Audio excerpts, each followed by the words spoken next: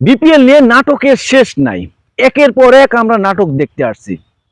BPL এ এখন পর্যন্ত যেসব ঘটনা ঘটছে, বিশ্ব মিডিয়া আমাদের মনে করেন যে সে থুতু দেয় না, থুতু দেয়, সিসি করছে।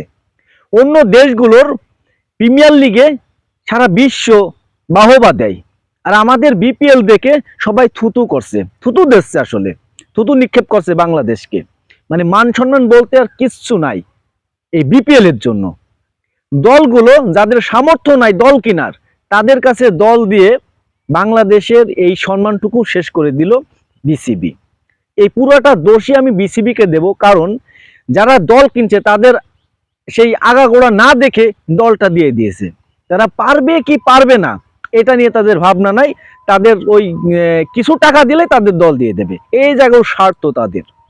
তো আমাদের যে সম্মান চলে যাচ্ছে এইটা নিয়ে তাদের খোঁজ নাই। বিশ্ব মিডিয়া, সারা বিশ্বের মিডিয়াগুলো যেভাবে বিপিএল নিয়ে যেভাবে কথাবার্তা বলছে, বাংলাদেশের সম্মান একটুকু নাই, আর কোনোটুকু নাই। আসলে বাংলাদেশের সম্মান বলতে কিছুই রাখেনি আমাদের আছে বিসিবি, কারণ বিসিবির দোষটাই বেশি। একের পর এক আমরা মানে নাটক দেখতে পারছি, কোনো রকম কোনো কিছু মানে তারা এখন পর্যন্ত কোনো সিদ্ধান্তও নেয়নি। এখন পর্যন্ত নাকি কোনো দলের উপরে নাকি এখন পর্যন্ত অ্যাকশন নেওয়ার সময় হয়নি। আসলে বিপিএল শেষ হলে তারপর সময় হবে তাদের। আমাদের বিসিবির যারা উপর পর্যায়ের কর্তা আছে তাদের কথাবার্তা শুনলে খুবই লজ্জা করে, খুবই লজ্জা করে।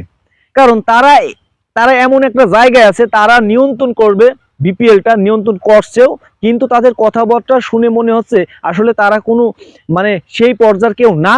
বিপিএল নিয়ে তাদের কোনো মাথা ঘামানোর কিচ্ছু নাই।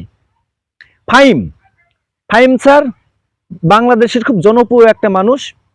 এই লোকটা বিসিবিতে ঢোকার পরে মনে করছিলাম যে এই লোকটা হয়তোবা ক্রিকেটটাকে পাল্টে দিতে পারবে, বিসিবিটাকে ঠিক জায়গায় আনতে পারবে, কিন্তু না, এই লোকটাও আসলে ভালো না ভাই, এই লোকটাও ভালো না। কালকে তার হচ্ছে কিছু বক্তব্য শুনে আমার তো ভাই খুবই খারাপ লাগছে, অনেক খারাপ লাগছে। কারণ সে বলছে এখন পর্যন্ত রাজশাহী টিমের উপরে অ্যাকশন নেওয়ার কিছু নাই, এখনো সময় হয়নি। ভাই রাজশাহী টিমটা মানে এখন পর্যন্ত সময় হয়নি, কবে আবার সময় হবে? আর কিছুদিন, কয়েকদিন পর, 2-4 দিন পরে তো রাজশাহী টিমটা বাড়ি চলে যাবে, যার যার মতন শেষে চলে যাবে। কাকে আপনি ধরে পাবেন?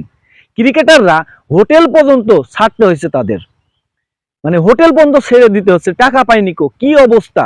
তারা তো ভাই টাকার জন্যই খেলা খেলে, তাই না? আজকে মিরাজ দেখলাম যে হচ্ছে বলছিল যে আমরা তো দিন শেষে টাকার জন্যই খেলা খেলি।